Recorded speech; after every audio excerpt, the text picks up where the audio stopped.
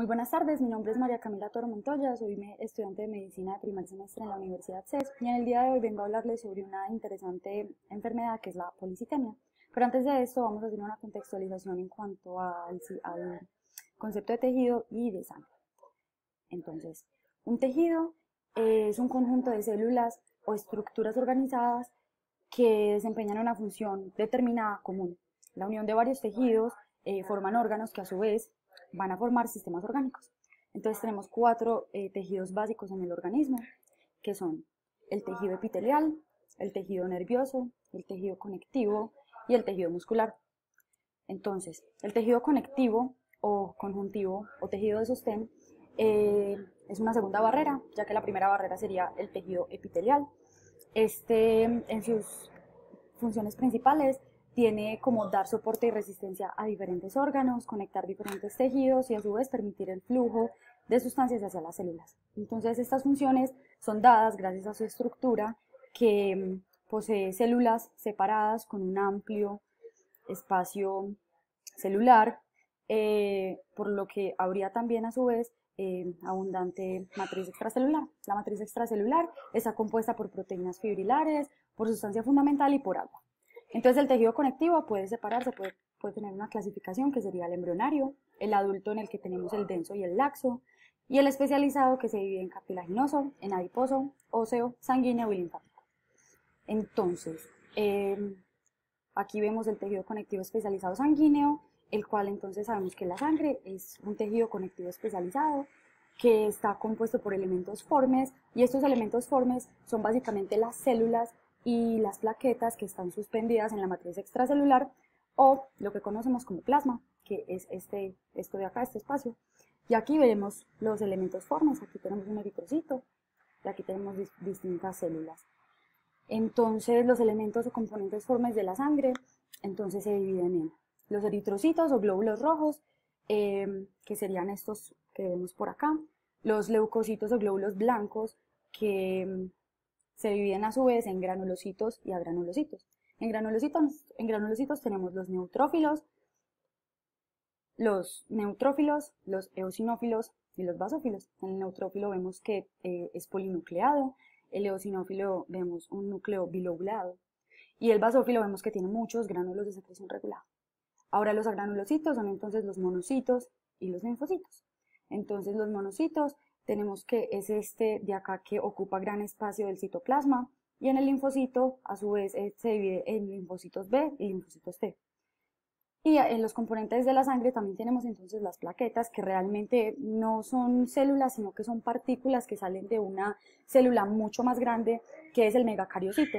Entonces de esta división del megacariocito salen las plaquetas, y estas salen anucleadas, y al no tener núcleo pues no tienen organelas.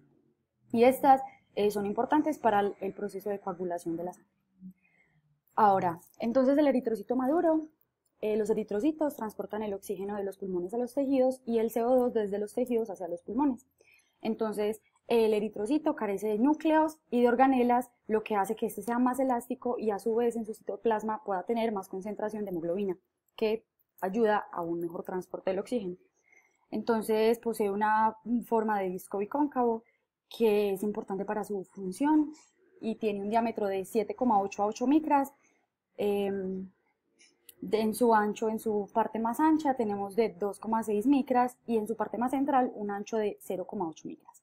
Entonces, su forma de disco bicóncavo es dada por el citoesqueleto y sus proteínas, que son importantes para que este pueda deformarse, pueda ser elástico para poder pasar por los capilares, que es lo que vemos acá, y pueda hacer su trabajo de entregar el oxígeno. Entonces aquí tenemos entre las proteínas, hay transmembranales y hay periféricas. En las transmembranales está la glicoforina C, la banda 3, la glicoforina A también, y en las periféricas entonces tenemos la lactina, la anquirina, la banda 4.1 o tropomodulina, las espectrinas y la ductina. Entonces, estos eritrocitos a su vez, se sabe que hay una cantidad de 5 millones de eritrocitos por milímetro cúbico, y estos eritrocitos poseen entonces un glicocáliz, que son carbohidratos con carga negativa que hacen que estos eritrocitos se repelen y pues por lo tanto puedan ser más fluidos. Bueno, ahora vamos a hablar entonces de la médula ósea. Entonces la médula ósea se encuentra en la diáfisis de los huesos esponjosos y es donde se producen todas las células sanguíneas. Entonces la médula ósea a su vez posee un parénquima y un estroma que es el que le da sostén y un parénquima que es el que hace que este sea funcional. En estos diagramas podemos ver distintas partes, esto es un corte de una médula ósea, entonces aquí podemos ver partes de tanto del estroma como del parénquima. Aquí, por ejemplo, tenemos entonces células reticulares que son parte del estroma, tenemos macrófagos que también hacen parte de este, y tenemos entonces eritroblastos basófilos, tenemos las otras células como los eritroblastos, que hacen parte, eritroblastos ortocromáticos que después dan lugar a los eritrocitos, que hacen parte entonces del parénquima, que es la parte funcional de esta médula ósea.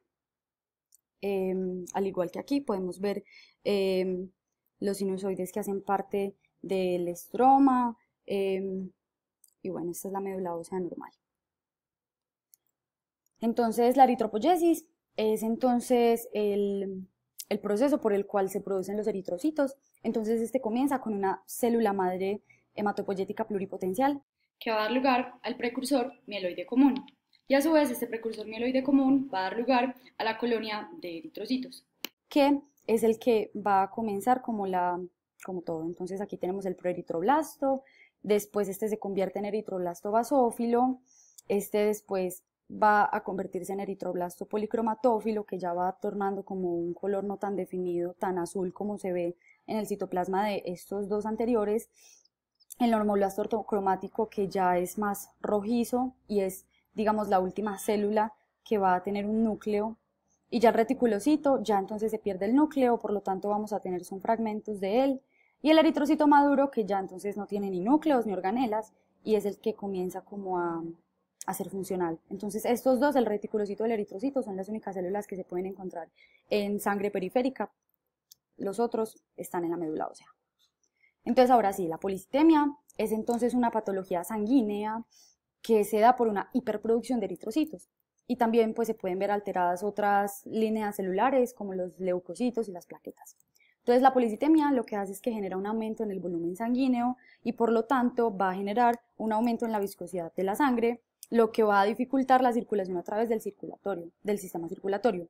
Entonces podemos decir respecto a esto que la policitemia es lo opuesto a la anemia, ya que la anemia es una pérdida del volumen sanguíneo. Entonces este también se le puede llamar como plétora cuando hay una tez roja, como en este paciente de mayor edad que podemos ver que tiene rosácea, es decir, tiene la tez muy roja, pero esto se da por la policitemia.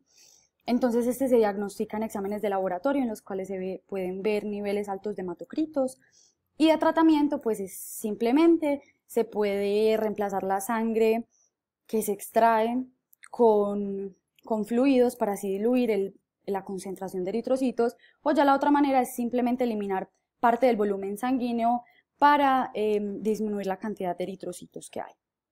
Entonces aquí tenemos entonces el por qué se ha dado el aumento de eritrocitos infumadores. Esto es porque hay un aumento en la carboxihemoglobina y por lo tanto indica que hay una baja saturación de oxígeno y en la hemoglobina, lo que hace que este paciente llegue a una hipoxia. Entonces, al un paciente tener hipoxia, como respuesta general el cuerpo lo que va a hacer es que va a producir eritropoyetina, que va a dar lugar a que va a activar la eritropoyesis para que se produzcan muchos más eritrocitos. Y en una persona que viva en lugares altos, pues a mayor altura va a haber menos oxígeno en la atmósfera, por lo tanto este paciente también va a presentar hipoxia y va a producir eritropoyetina para activar la eritropoyesis y producir más eritrocitos. Entonces es básicamente esta la explicación de por qué se da esta enfermedad en este tipo de pacientes. Sabemos entonces que ellos al aumentar su cantidad de eritrocitos van a aumentar la viscosidad en su sangre y bueno, eso es todo por hoy. Muchísimas gracias. Y aquí tenemos la bibliografía. Nos vemos en una siguiente sesión. Hasta luego.